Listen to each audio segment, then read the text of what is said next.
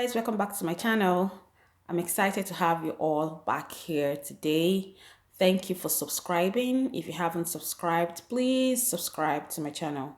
This channel is for information purposes, especially for students who want to study in Scotland. So I'm going to tell you a little bit, give you a bit about Scotland. Scotland is part of the United Kingdom. I know back home in Nigeria, a lot of people don't know about Scotland. I don't think many people have never even heard about Scotland. But Scotland is part of the United Kingdom. So in the Union, there is Scotland, there is England, there is Northern Ireland, and there is Wales.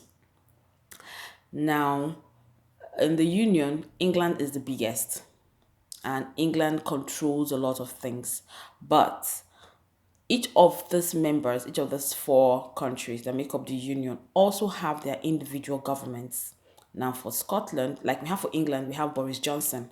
So a lot of people hear about Boris Johnson because he's the Prime Minister of England. But here in Scotland, we have our own Prime Minister. She's Nicola Sturgeon. She's a woman. So Nicola Sturgeon is the Prime Minister here in Scotland. And she's doing a very good job. She's trying. So Scotland has just some things that are how was the word, like unified in their rules, in their laws. So whatever is binding in England is binding here in Scotland, is also binding in Northern Ireland and Wales. But they also have their individual laws that are only binding to them here in Scotland and has nothing to do with them in England. So there are certain rules, maybe benefits that are accruing to you if you're Scottish that might not be accrued to you if you're English. Okay, so today's video, like I said, we're going to be talking a bit about Scotland. So Scotland is a small country in terms of population. So the population of Scotland as at the last census was like 6 million plus. So it's small compared to England that has up 60 million plus, or compared to even Nigeria. I mean, we are 200 million in Nigeria. So Scotland is quite small and they are open to immigration. But unfortunately now with the Brexit, they are out of the European Union. A lot of Scottish people too are not really happy about the whole Brexit thing. But there's also the population of Scottish people who don't mind. They like the Brexit. Okay. But for the Scottish government, the Brexit is more of a disadvantage to them, meaning they won't be able to get the much needed immigrants into their economy to build their economy and make it grow, take it from point A to point B. Now, there are certain cities in Scotland, a lot of people are not aware. Like I said, you don't hear much about Scotland in Nigeria. You hear about England, especially because of the Premier League for our football loving people. So you hear about Manchester, Newcastle, Arsenal, Birmingham, Liverpool, Leeds. Those areas are all in England. Scotland, the popular places you might have heard in Scotland might be Glasgow. So Glasgow is a big city in Scotland. It is not the capital. The capital is actually Edinburgh. It's spelled Edinburgh the way you pronounce Johannesburg, but please the pronunciation is Edinburgh. So Edinburgh is the capital. Then we have Aberdeen. Aberdeen is like our Port Harcourt. It's an oil-rich region, so that's where they do their whole oil exploration. So I think they have like oil companies there as well. I've never been to Aberdeen, and we have other places like, so these are three popular cities. So there's a Glasgow, Edinburgh, and Aberdeen. So Glasgow is like your Lagos, okay, vibrant, bubbly, a lot of activities, a lot of businesses as well. Edinburgh is like your Abuja because it's the seat of power. Okay. Then Aberdeen is like a Port Harcourt because that's where the oil companies are. Then we have other smaller cities. We have Stirling, we have Dundee, we have Inverness. These are smaller cities. We have Perth. I don't have all of them at the top of my fingertips now, but these are cities you will hear about when you come down here. All the cities have things unique to them as well. They also have their own, what's it called now? Expense associated with them.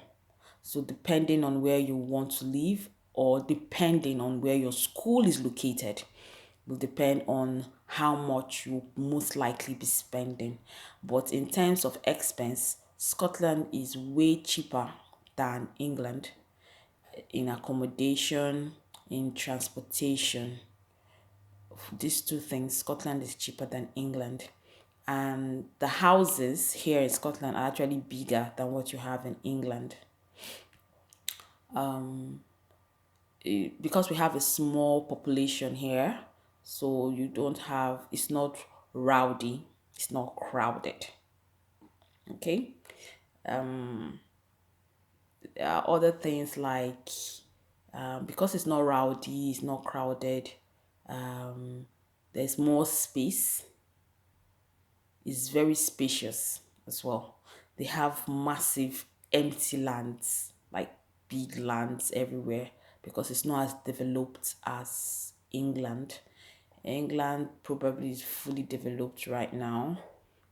Everywhere seems to have development going on. But Scotland, I mean, how much space can 6 million people take? It's not so big. Then we have some African students here as well. It's not a large contingent like you have in England. They have a huge contingent of African students in England, but here we are not so many. We're in the minority, if you know what I mean.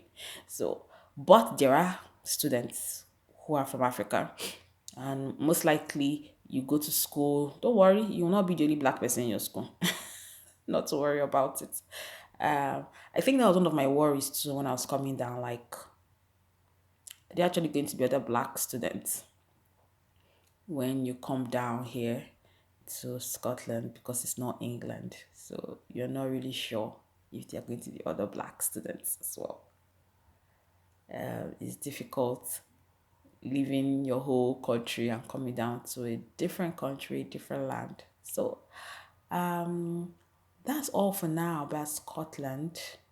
Every other thing, that's just a little bit of history. And yeah, one thing very important is that there's bad blood between Scottish people and English people.